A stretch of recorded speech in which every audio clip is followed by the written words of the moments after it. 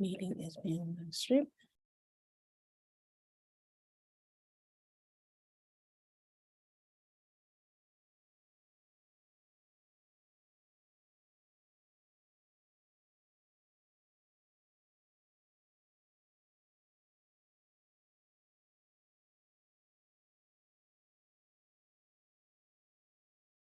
Okay, welcome. Good evening, everyone. I see that. Okay, welcome. Okay, perfect. Good evening, everyone. I see that. Okay, welcome. I'm going to mute one of these just to see if that works. Good evening, everyone. I see.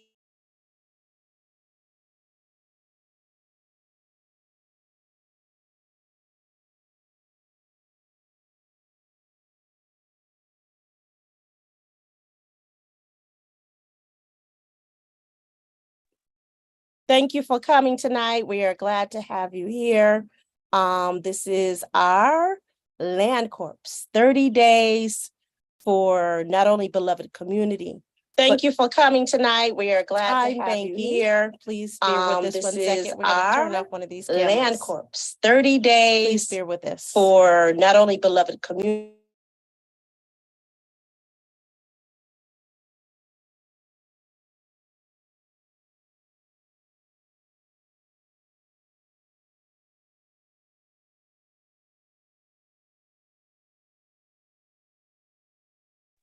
Ready, I'm going to have you do the opening so that way we can continue, and I'm going to mute this phone. And from there, we'll be able to start it. Thank you. Ready,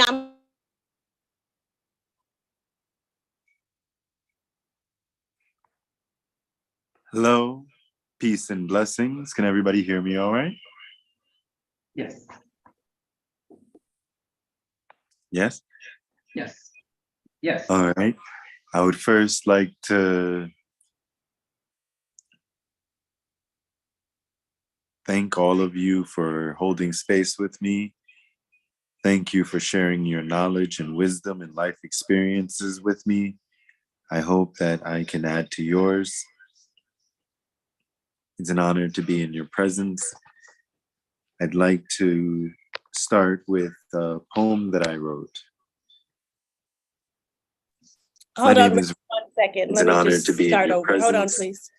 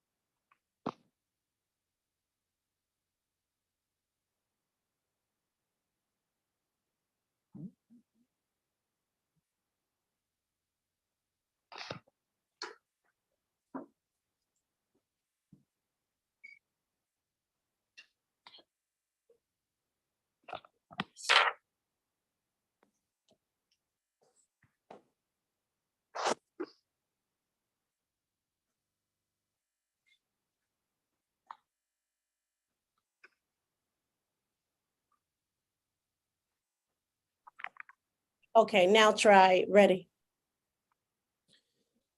Hello, can everyone hear me all right?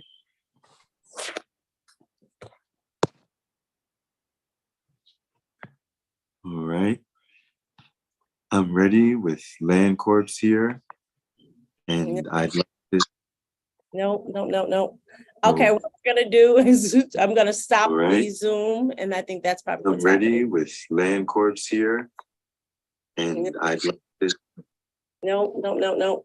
Okay, what we're gonna do is I'm gonna stop the Zoom, and I think that's probably I'm ready with LandCorps here. And I'd like to... No. Okay, what we're gonna do is I'm gonna stop the Zoom.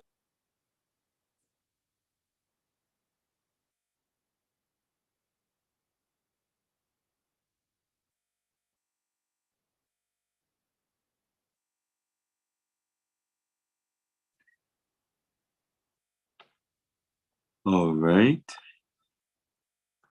I'm going to continue. This is a piece that I call Only the Lonely. So the first thing, are you still on the Zoom? Yes. Okay. Should I mute myself? What I'm gonna have you do.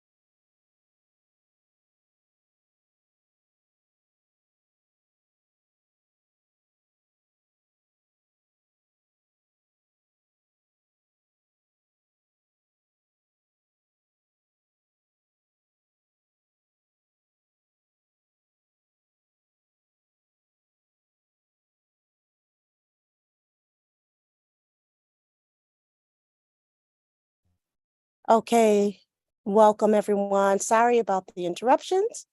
And I am going to highlight Reddy, who will be starting our program tonight. He's pinned.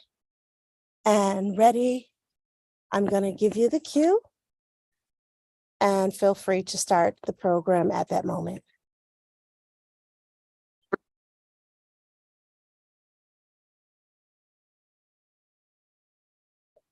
Go ahead, Reddy.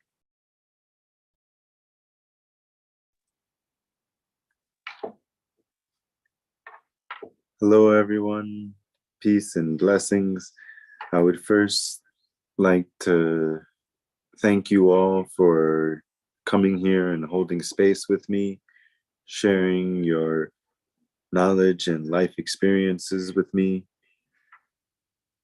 I hope to do the same for you.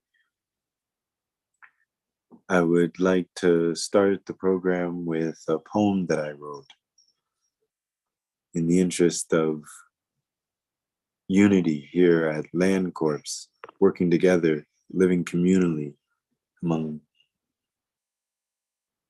blood and family. This piece is called Only the Lonely. أعوذ بالله من الشيطان الرجيم بسم الله الرحمن الرحيم. Lonely, only I find myself here among peers I constructed here. We stand not tall, not to build, but to be built on. Not what will be, but why what will be so much more and so many more. Where we were, past tense, we are everything, meow. And whatever else doesn't matter. We are what forever ends up becoming. Everything's eventual, so we choose freely, dipping dolphins in the sea of possibilities, breaking in and out for air or something else worth getting swept under. Under, here, we still here. It's all good though. Street urchin to urban, show you right. We got our slum dogs for show. Gold don't glitter down here. It burns everything. Green rash, take it as we climb higher, higher still over everything, building to climb, climbing to stand, standing to jump, jumping to fly, flying to climb, higher still. What's higher than I? Alone here, lonely, only my crew that I came here with.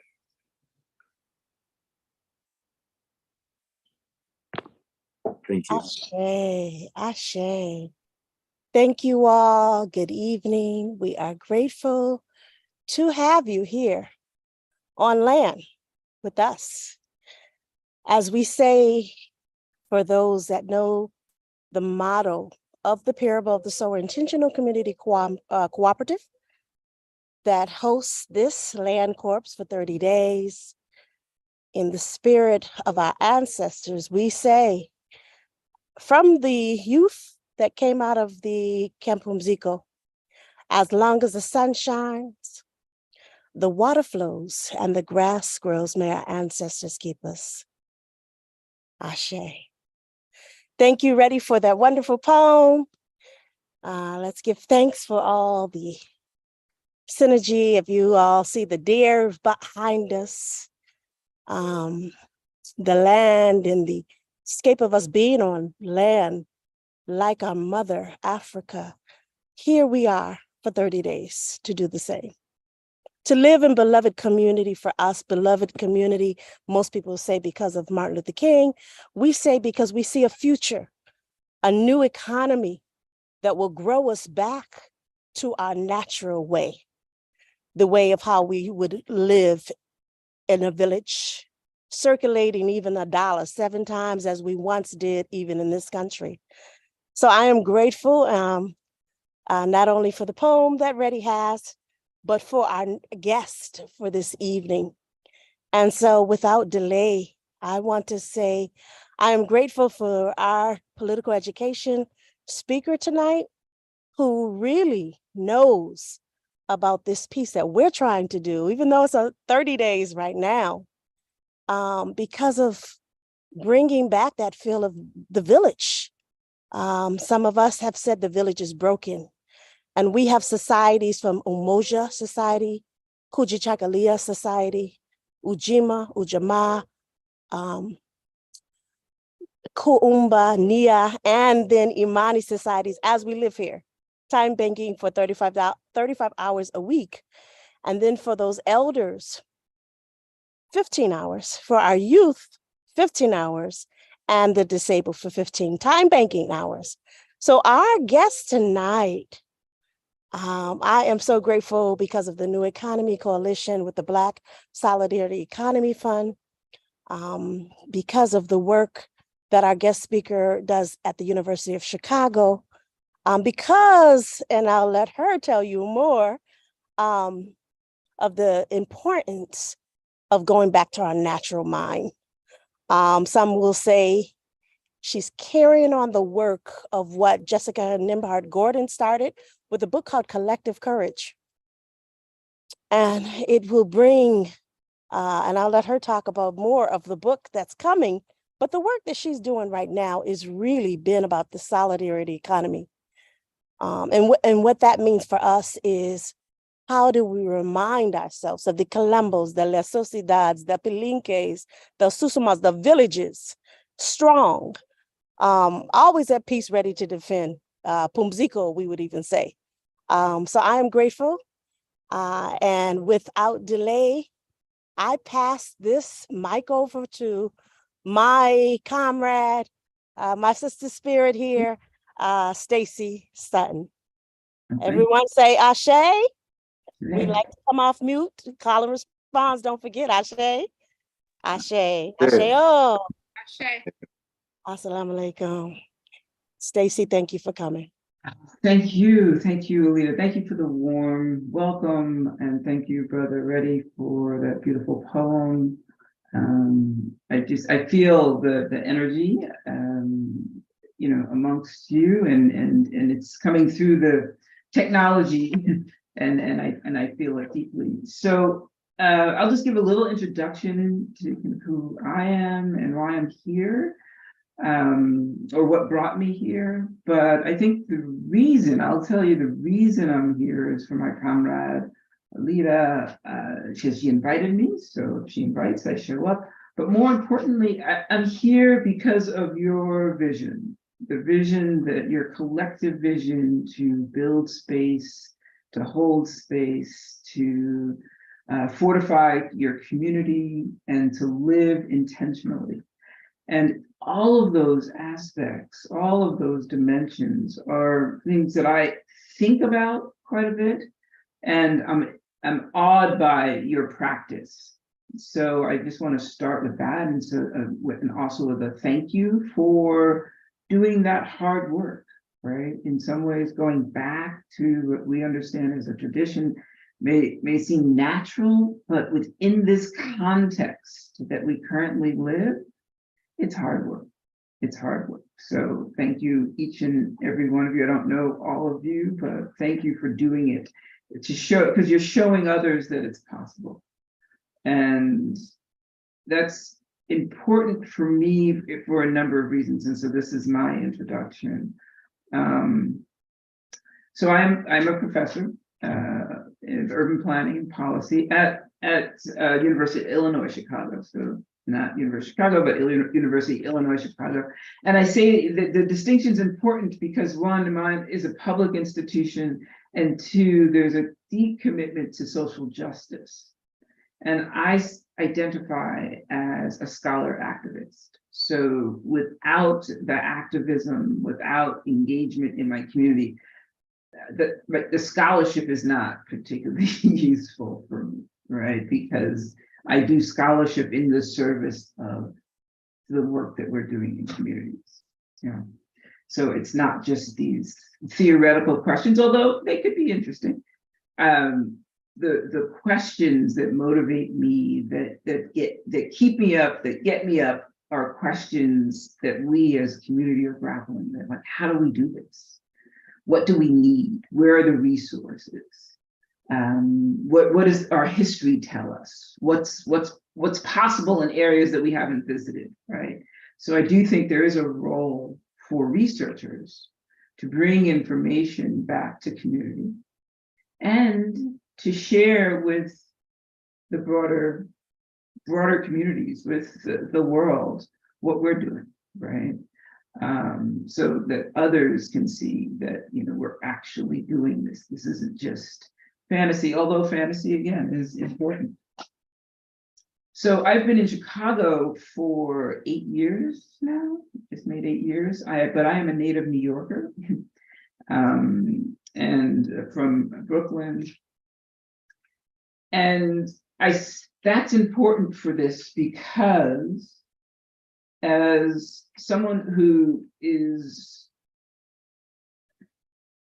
somewhat distraught by what I see in my old community in Brooklyn, right, in terms of the gentrification and the displacement, and folks just not able to stay in place in community, right? So whether it's Bed-Stuy or Fort Greene, these were vibrant Black communities.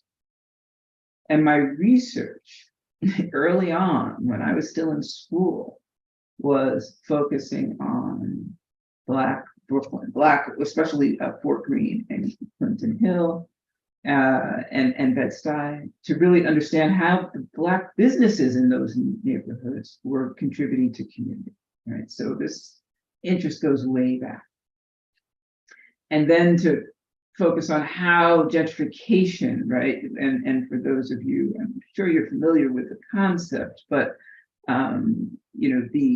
when you have an area that has been systematically disinvested, right, by public sector, by the private sector, such that the property values have been deflated, or depressed, and there's a kind of a stigma associated with the neighborhood, right? It's at that point that those neighborhoods are typically disproportionately occupied by Black or Latinx residents, right?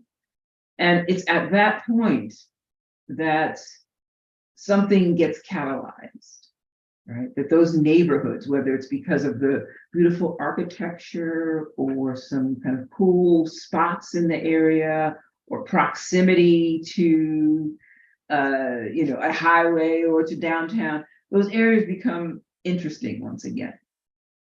Or it's just that the other areas have been occupied, but these areas that Black and brown folks have held down when, despite the disinvestment, those areas become interesting and to the kind of mainstream, more wealthy, more affluent, typically white folks, and they start investing in those areas such that everything that gets inflated in terms of property values and the demand for the area, such that we get pushed out.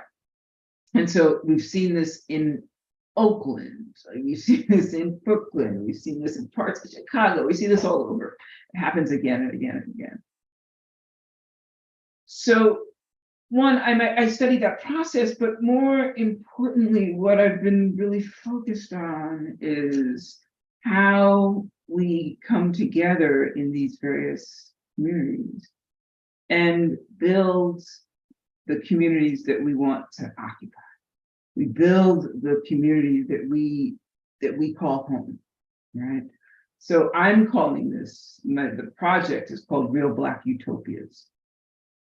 And I use the language utopia for a sort of a reason that is not like fanciful. It's not based on kind of literary theory of this impossible future, right? This idealized future that is impossible to obtain, but it's real utopias, real Black utopias, because they're in the here and now, you know? And so I've been going from cities to look at how these real Black utopias are being organized in different cities. And, I argue that it started within the last 10 years.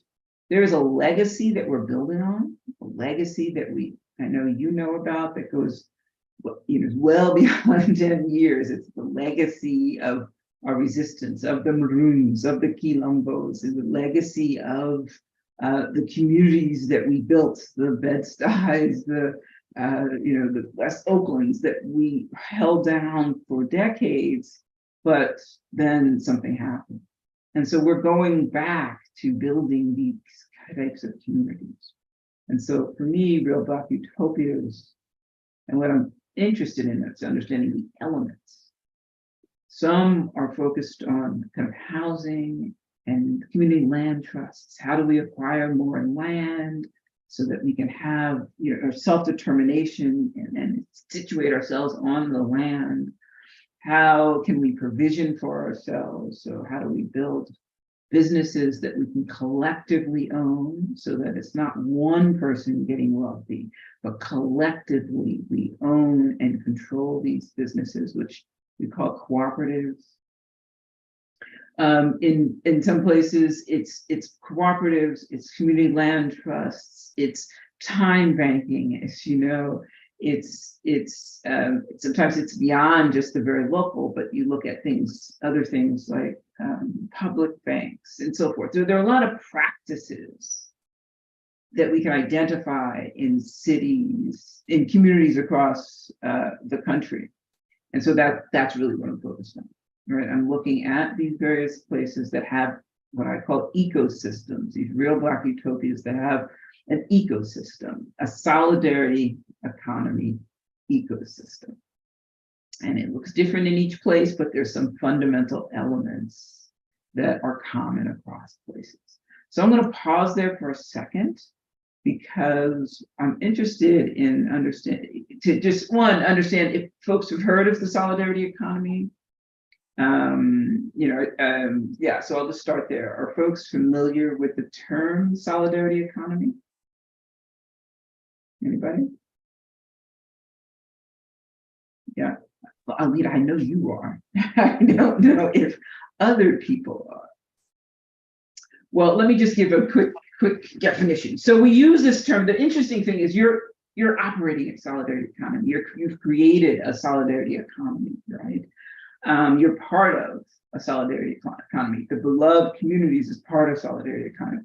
So the solidarity economy is both a set of principles and values that shape how we engage with each other.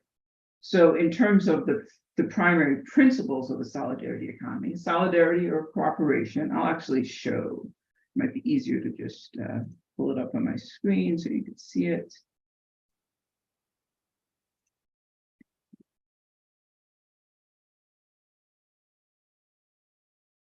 So let's make this large enough. Okay. Here's screen one. Okay. So when we talk about the solidarity economy, we're talking about, it's a movement, right? It's a global movement that you can think of the Zapatistas in the Chiapas area of Mexico. We can think of the Rojava in Syria, but it's also here. It's a movement that is, I think they talk about it as emerging around the US Social Forum. So it's a new movement in the US, but it's very much here.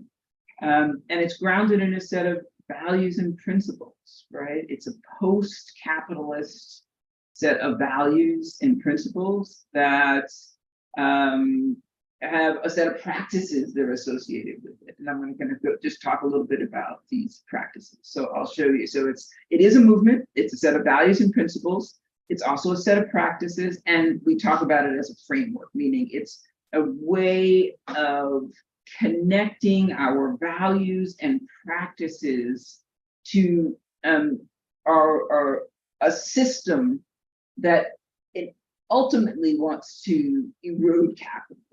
Right, that it wants to create an environment. We don't know what that next system will be, but because we understand capitalism as extractive and hierarchical and patriarchal, that we know that that system is not serving Black and brown people, it's not serving women, it's not serving poor people well. So we need a new system, right? How we define or what we call that new system is still to be determined. So that's why we use the language of post-capitalist, because some might call it socialist, some might call it something that's still kind of an open debate, right? What it's called. But in terms of the principles are fundamental, right? It's solidarity and cooperation / mutualism, participatory economics, equity in all dimensions. That means racial equity, gender equity, LGBTQIA equity across sexuality, disability, or social class, and so forth.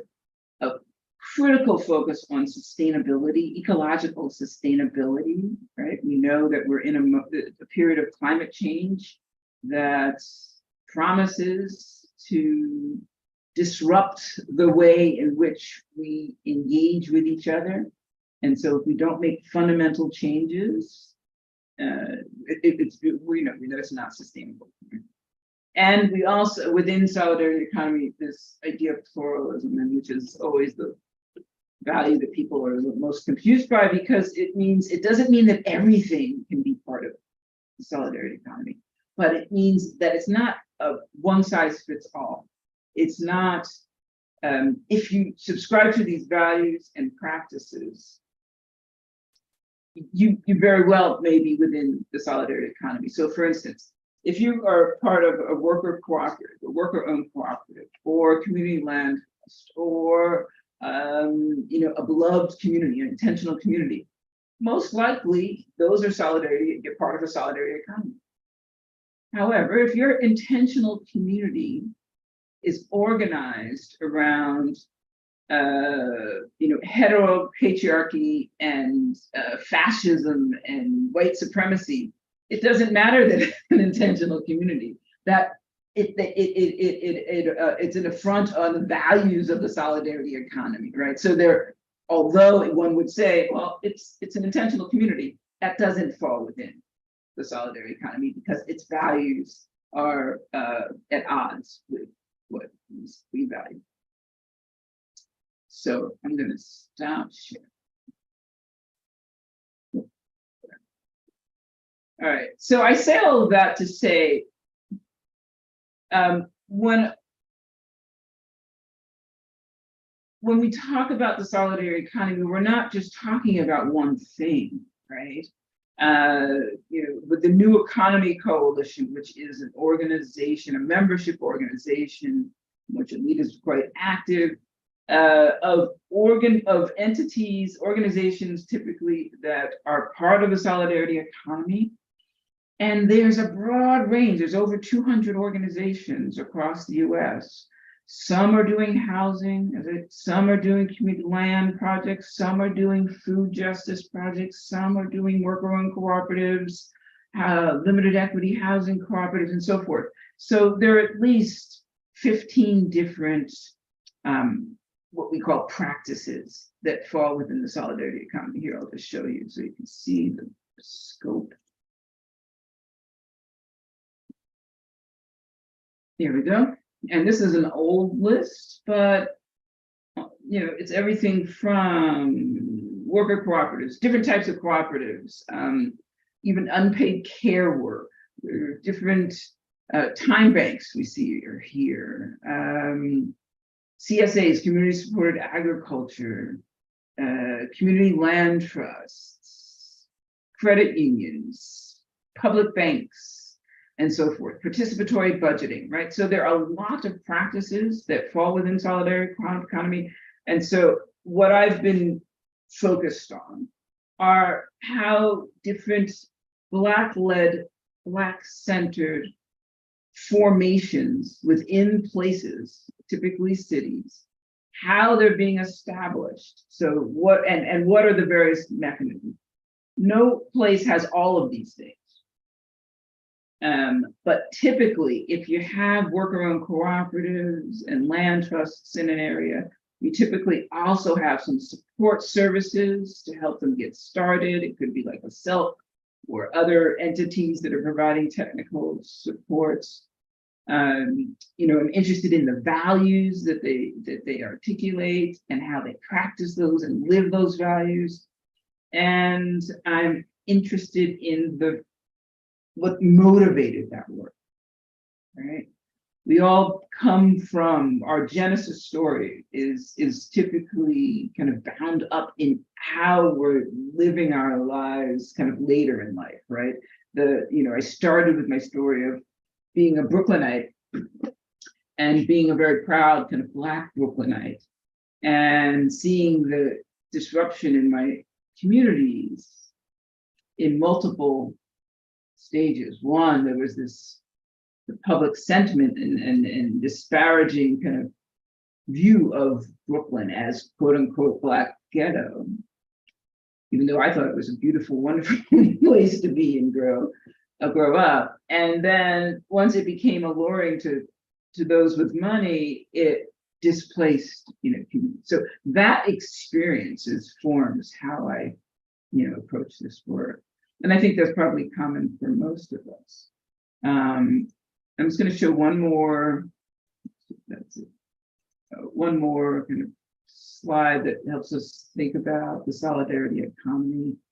Because the solidarity economy is, at least as a concept, right? And I say at least as a concept because Jessica Gordon Nemhart and others, especially Jessica Gordon Nemhart, who wrote the first kind of history of Black cooperativism.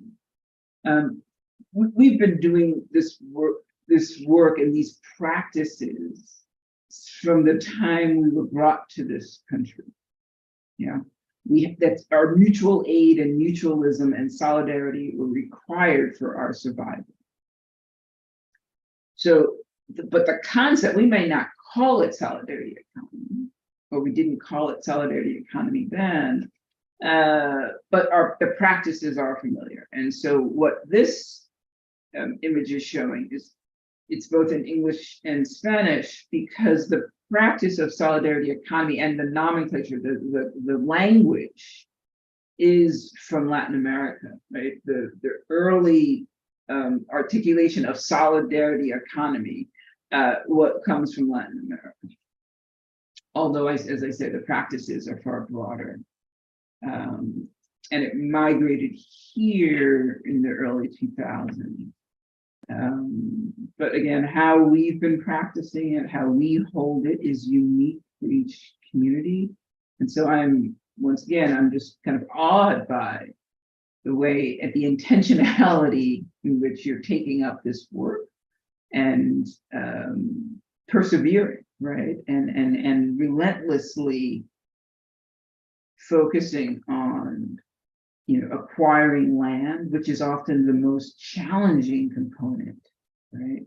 To acquire land and build on your land and be self-sustained on land is a critical component of the solidarity economy. Not all communities or all of the what I call real Black utopias are kind of moving in that path. If we look at Boston, so in a couple of weeks I'll be going to Boston and New York. Boston is taking a very different approach, right? There's the Boston Ujima Project, which is focusing on participatory / democratic funding of businesses, largely cooperative, but not exclusively cooperative, in 2 Black neighborhoods. And so they're raising money from the community and reinvesting it in community. And the community gets to determine where that money and how that money is getting reinvested. At this point, I think they're up to $5 million they've raised, not just from community, but also from philanthropy. But it's through community or what are they called? People's assemblies, that neighborhood residents, and only the residents in those neighborhoods, Dorchester, Roxbury, the Black neighborhoods, they come together and make decisions about the businesses they want to keep and the businesses that they don't want to invest in. They're not good neighbors, right? They helped start businesses. They started a recycling business. They started a bunch of different cooperatives, but it's the first participatory / democratic investment fund in the country. And that is part of what I call a real Black utopia, because it's not just that entity. There are a bunch of other entities that are operating alongside and in tandem with the Boston Ujima Project, right? And no one entity can make it work. So I'm going to study that. I study New York and DC and Baltimore and Jackson and New Orleans and Houston and Atlanta, Richmond and Oakland, and then we're in the Midwest, it's Chicago and Detroit, Minneapolis, and I know I'm forgetting somewhere. But all of those places, I think it's actually exciting to know that all of those places have Black-led, Black-centered, real Black utopias. They look different, but they're all doing really dynamic work. So I'm going to pause there and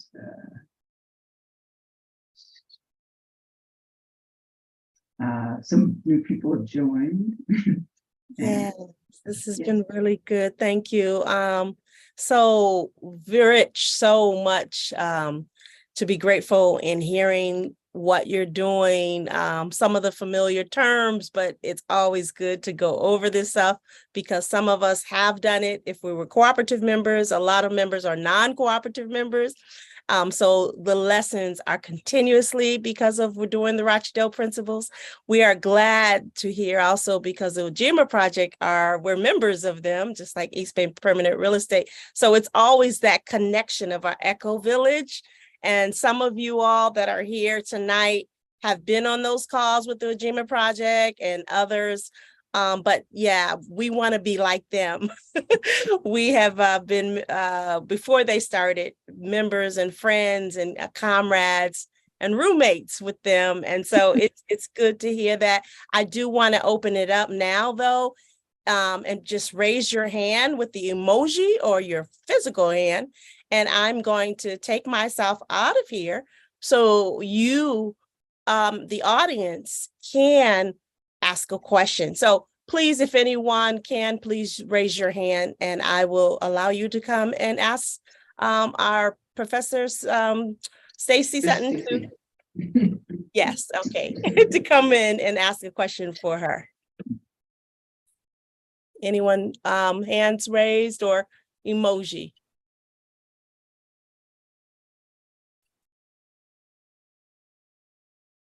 I see a hand. I will put you in there. One moment. Okay, and yes, here we go.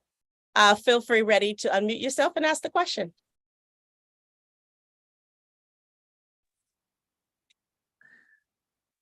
Hello, you can hear me okay? Yes. Groovy. So I'm ready again, and thank you for talking about how what we're doing is connected to what was already being done in other places, and what we as a people need to practice and integrate, and not just do, but see other people doing. And my question goes into that, because there are so many aspects to what we're doing. Taking it to other people and talking about what we're doing, they would only see one small aspect of it. But when introducing this to other people, the concept of it, I've been trying to talk about collective living and people working together. And because I'm not the head of all the societies, I don't have all the answers. And so it falls apart in my hand. Yet this, I know that it's right in my heart. I know that this is right.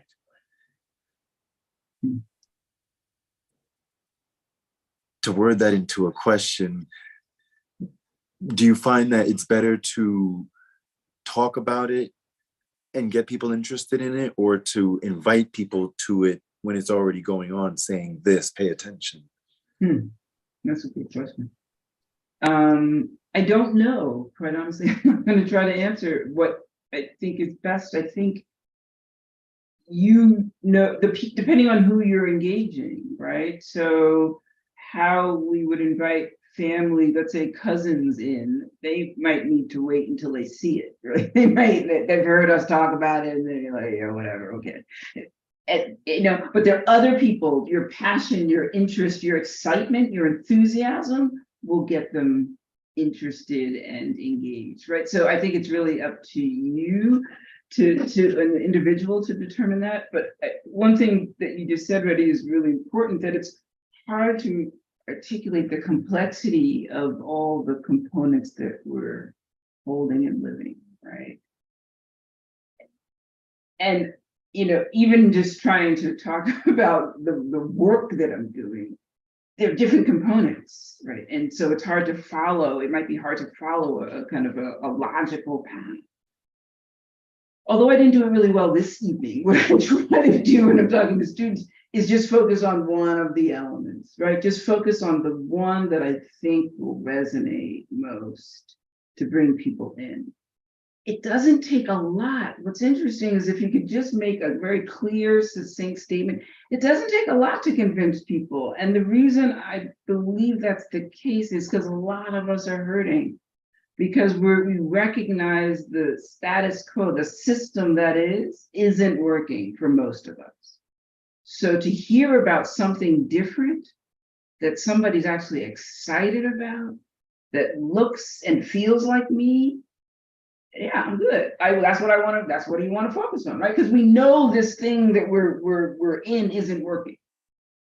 So just, you know, just go with your passion and speak your passion. And this is the moment to do it. It's amazing how much work is happening out there.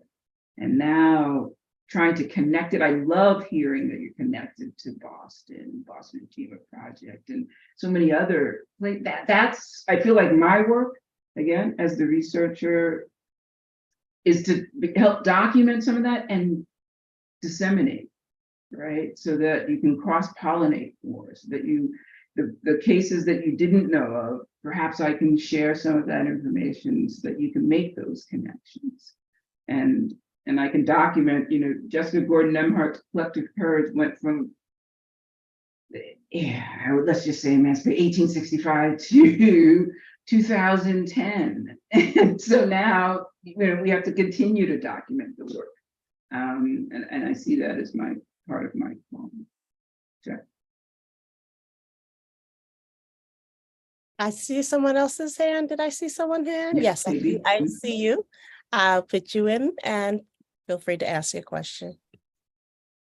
Hello, Professor. Hi.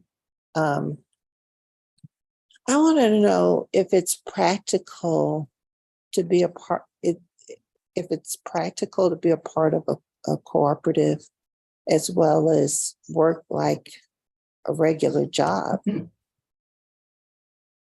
Yeah, unfortunately, I think we have to sometimes, right? Like, we might not have the luxury of only being part of a cooperative. Perhaps your regular job is what allows you to be part of that cooperative. So again, I don't speak to what's practical for somebody else, but most people, at least the people I've engaged, they're often kind of in both spaces. Like, we're all in both spaces because we're still within capitalism, right? No matter, even if we're within a cooperative, it's still functioning here. So I think we straddle these worlds in a way that makes sense for us.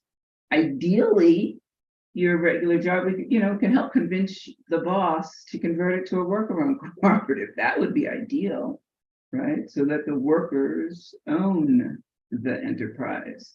But that's not the case for most people, but that is an aspiration. Can I ask something else? Sure.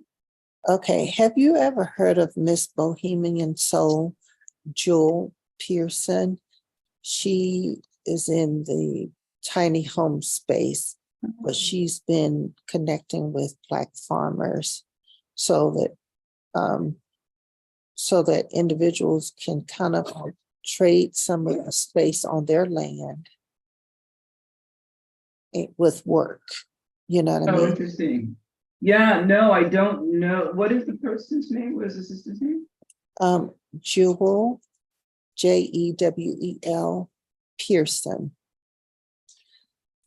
She's near Charlotte, North Carolina.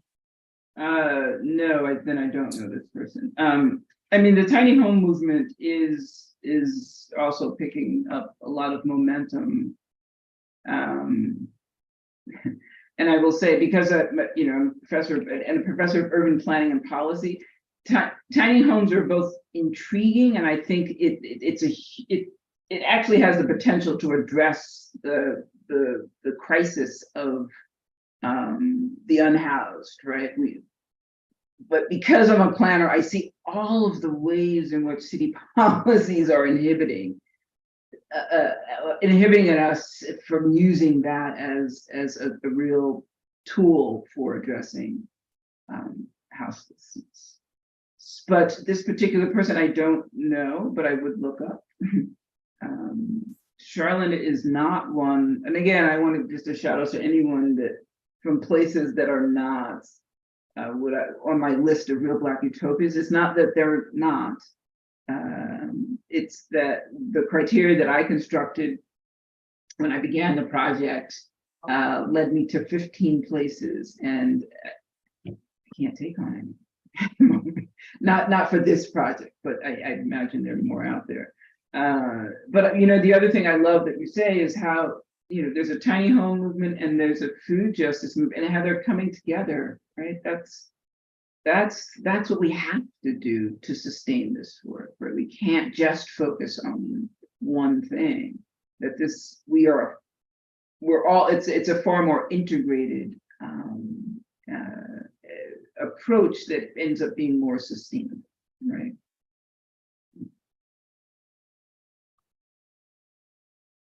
Any other? Any other questions? Just wanting to make sure that there was no hands that I missed.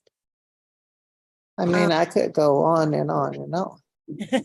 I think there was a question that you were going to ask regarding as a young person, if you wanted to talk about that emergency preparedness stuff. I think these are some of our youth that are here, so I want to give her space as well. Anu Lawapo. Hi. I don't know if I would say I have a question per se. I would just say, we've kind of been working on an emergency preparedness, like creating a bunch of information and towards like Black community, Black businesses, like where they could go to and all.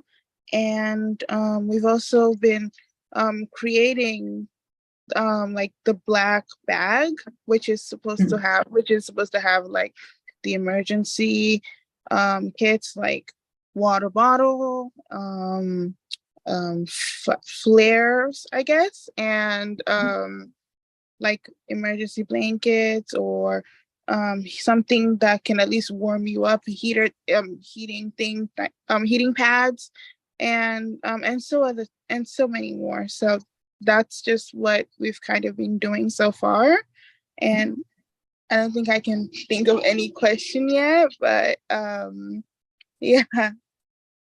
And how are you, maybe I can ask you a question. So you're developing these bags, these kits, and who's your audience? Who are you giving them to? Our audience is the Black community, who especially deal with a lot of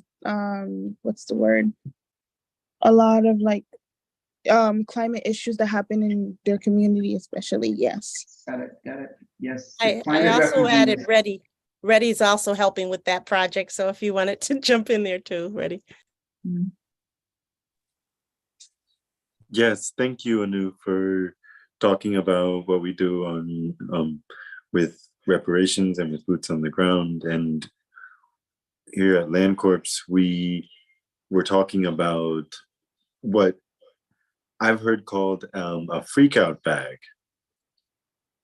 And the same concept, it's a bag so that you don't. So when you're out, like if you heard, sirens all around you and you needed to get out of the spot that you were at pronto,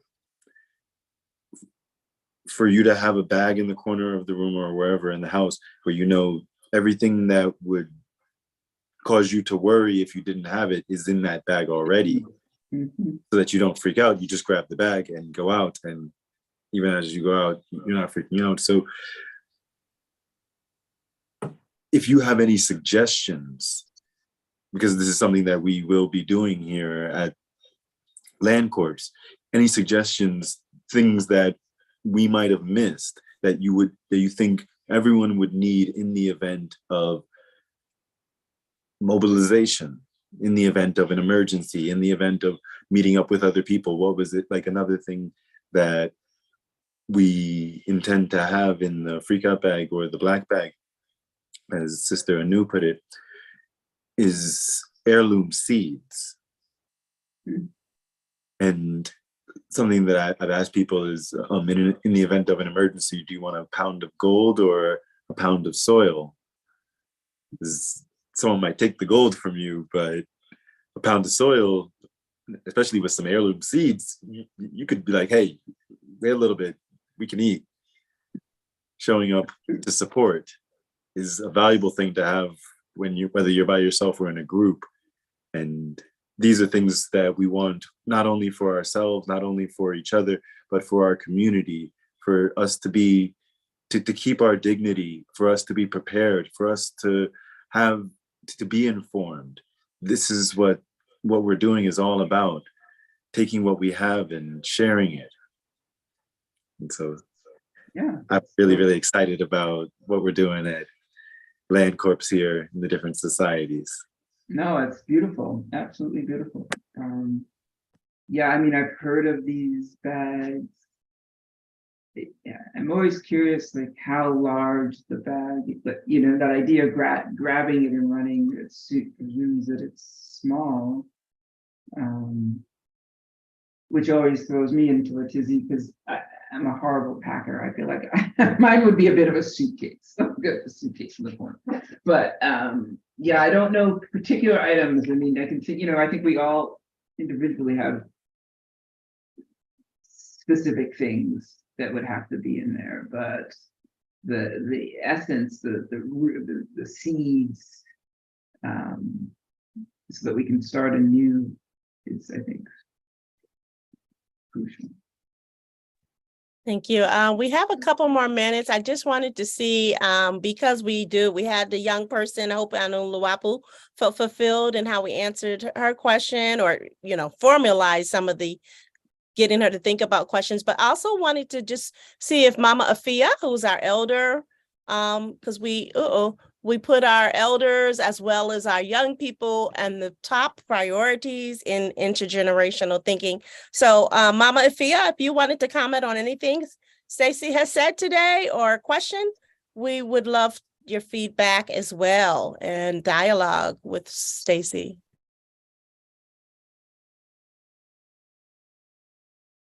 And if not, that's also okay. Okay. And I do want to say Mama Fia is going to come through another day. She's going to be talking about the Universal Declaration of United Nations human rights. So she will be featured another day. But we want to say in this last couple minutes, we again apologize for the confusion with the sound system. And when we started, everybody, again, our apologies. We got off, unfortunately, I think it was the Zoom connection. But we want to just grateful to have you here today, Stacy.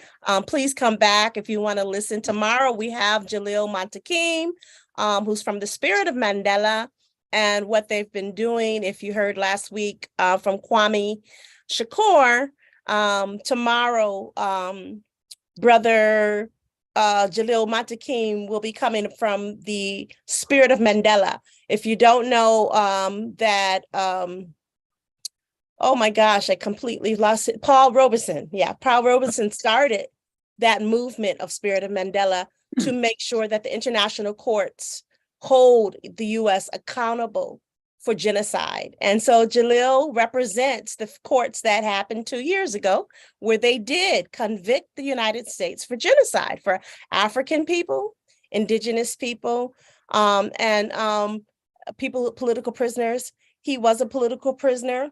And so feel free to come through tomorrow. For those of you who are listening, feel free again, Stacy, to come on anytime. And those of us in LandCorps, if we want to ask formally again, Stacy, too, since she can't come in our LandCorps for these 30 days, to maybe do a Zoom with us some time before we end. Feel free, we'll talk about that. I think we have a lot still to learn from you, Stacy. But we want to give you that space to close us out in a way that you might want to have your last words. And again, thank you for doing political education. We steer humanist principles, Rochdale principles, which means every day we're always able to learn something new or repeat it in the solidarity economy. So we'll give you over the last words, and thank you again. It's a big thank you. I really, you know, in a heartfelt thank you for the invitation and for the work you're doing. And I'll end where I began by just remembering and reminding us how the solidarity economy, these strategies and practices have always been part of the Black radical tradition. We're using different language, but the work you're doing is the work that needs to be done. So I think the best that I can do is just offer thanks for what you're doing. And I'm more than happy to come back anytime.